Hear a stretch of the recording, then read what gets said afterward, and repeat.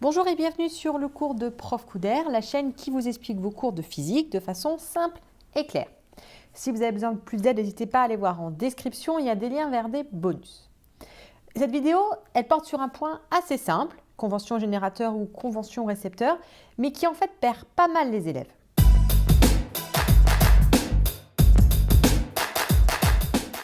Tout ça, c'est en fait lié au sens du courant. Donc, si vous n'êtes pas complètement au point, allez voir cette vidéo-là où je vous parle de sens du courant. Après, le sens du courant, ça paraît facile, notamment si vous l'avez fait au collège. Eh bien, le courant, il va du plus au moins de la pile ou du générateur, et puis on va le noter comme ça. Ça, c'est ce qu'on a vu au collège, mais bon, au lycée ou même post-bac, les choses se compliquent. Notamment, on peut avoir plusieurs générateurs. Par exemple, si j'ai deux piles montées en série, donc est-ce que le courant va aller du plus au moins de cette pile-là ou du plus au moins de cette pile-là? Dans quel sens va aller le courant? Bon, là, on pourrait réfléchir un petit peu en regardant les deux piles, mais imaginons qu'au lieu d'avoir une deuxième pile, j'ai un condensateur. Or, le condensateur, suivant qu'il est en charge ou en décharge, il va se comporter soit comme un récepteur, soit comme un générateur. Donc, lui aussi va faire du courant qui va dans un sens. Et donc là, ça va être un peu plus compliqué. C'est la même chose si on a une bobine, qu'on peut aussi appeler self ou inductance. C'est des dipôles qui peuvent être soit récepteurs, soit générateur. Donc c'est difficile, voire en fait impossible de savoir a priori dans quel sens est le courant. Donc tout ça c'est en courant continu, mais imaginons que maintenant on peut remplacer cette pile-là par un générateur de courant alternatif. Donc le courant alternatif, ça veut dire que le courant va changer de sens plusieurs fois par seconde. Donc comment faire pour savoir le sens du courant? Comment le déterminer? En fait, les physiciens ne se posent pas la question comme ça. Ils disent, en fait, c'est difficile, voire impossible à savoir le sens du courant, puisqu'il peut bouger plusieurs fois par seconde. Donc, en fait, on s'en moque du sens du courant. Ce qu'on va faire, c'est qu'on va dessiner une flèche, donc on va garder cette flèche-là, et puis on va dire, je vais calculer l'intensité à cette flèche-là. Alors, on se rappelle, grand I si ça ne dépend pas du temps, et petit i si ça dépend du temps, pour une notation. Donc là, comme on a priori, ça va dépendre du temps, on va mettre un petit i, et on met bien que ça dépend du temps. Donc, je mets une flèche, comme ça, et je dis, voilà. Et ensuite, je vais, plus tard, avec les lois d'électricité, etc., pouvoir calculer la valeur de I de t en fonction du temps. Je vais avoir une fonction, ou juste une valeur, si on est en continu. Et donc, si ça, c'est positif, je sais que le courant va aller dans le même sens que ma flèche. Et si c'est négatif, en fait, le courant va aller dans l'autre sens. Prenons l'exemple du courant alternatif. Pour tracer le graphique de l'intensité en fonction du temps dans ce circuit-là, je dois d'abord commencer par mettre la flèche dans un sens. Après, je fais mes calculs ou mes mesures, et voilà ce que je trouve. Donc, on voit que là, l'intensité est positive, alors que là, l'intensité est négative.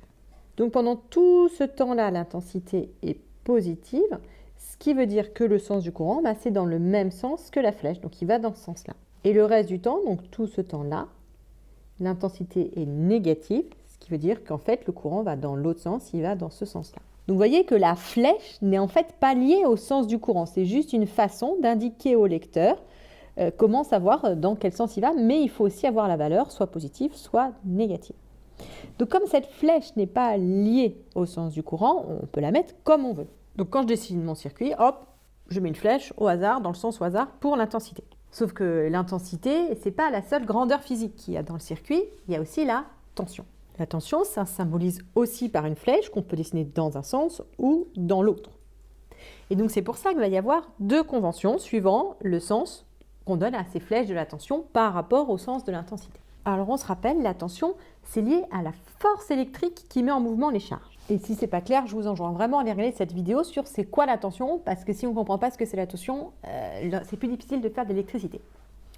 Donc la tension, c'est lié à la force. Donc si je dessine la flèche de la tension comme ça, on voit que la flèche de la tension est dans le même sens que la flèche de courant. Donc la force pousse et va dans le même sens que le courant. C'est ce qu'on va appeler une force motrice. On voit que la force est motrice, elle pousse dans le même sens. Donc comme ici la force est motrice, cette façon d'écrire la flèche, on va écrire ça une convention générateur parce que la force est motrice.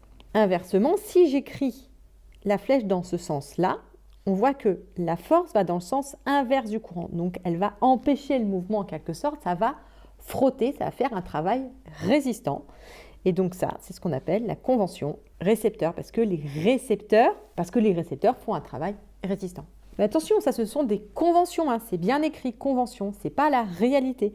Je peux tout à fait décider de mettre ici ma résistance, qui est un récepteur, et je peux décider de la mettre en convention générateur. avec les deux flèches dans le même sens. Ça ne me posera aucun problème. Juste, si ici c'est positif, et ben du coup la tension sera négative. Il va être de signe opposé. Puisqu'on se rappelle, les flèches, ce n'est pas lié vraiment au sens. C'est juste un signe qu'on indique au lecteur pour dire le sens par rapport au signe. Donc même si on est en convention générateur, ça ne veut pas forcément dire qu'ici il y a un générateur. Ça veut juste dire que les deux flèches sont dans le même sens. Même sens pour convention générateur et sens opposé pour convention récepteur.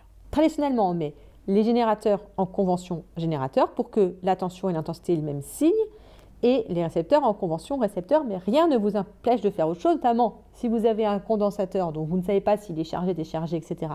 Vous ne savez pas si c'est un récepteur ou un générateur, vous mettez une convention au hasard et puis au pire, les deux ont des signes opposés, c'est pas très grave. C'est un peu comme en mécanique. En mécanique, on a le vecteur champ de pesanteur qui lui est toujours vers le bas, mais je peux décider de mettre mon repère soit comme ça, O, I, J avec le vecteur J vers le haut, ou comme ça, O, I, J avec mon vecteur J vers le bas.